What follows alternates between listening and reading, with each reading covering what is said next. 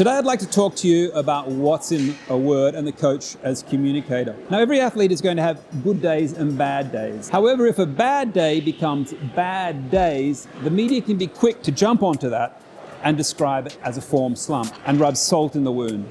In addition to that, armchair experts are ready to provide expert advice. Now, in situations like this, the athlete needs to be able to turn to somebody they trust, somebody who understands their game. And this is typically the coach. And the coach can determine whether this is a form slump or whether this is just an athlete short of results. They can determine if it's a technical issue or a mental issue or a combination of the two. Let's assume that it's a technical issue. Now, here the coach needs to be an effective communicator. They need to be able to label the behavior, and they need to be able to provide feedback, good and bad. And they need to periodically evaluate performance of the athlete. Now, to do this effectively means that the coach needs to be a good communicator. And being a good communicator means understanding the language that they're using, the content. So is the problem a slump? Is it a problem of epic proportions, such as Mount Everest, or is it a hill? Now, in communicating that content,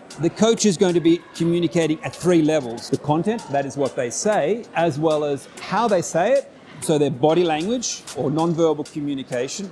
And thirdly, the paralinguistics. Now, that refers to how they use their voice. So things like fluency, pitch, volume, and tone. Now, here it's very important for the coach to be consistent, because if there isn't a consistency across these levels, it creates confusion in the minds of the athlete. So let's assume that as the coach, I say, it's not a slump. And as I say that, I have my arms folded, my eyes averted, looking down, and my voice is flat. The problem is not one of a form slump. Now, how I communicate that is likely to create confusion in the mind of the athlete. So tips for effective communication: identify the behavior and describe this accurately. Provide feedback. Understand the power of language, and when you're sending your message, avoid inconsistencies, so there is consistency in messaging. If you'd like to know more about the coach as a communicator or more about effective communication, I would encourage you to visit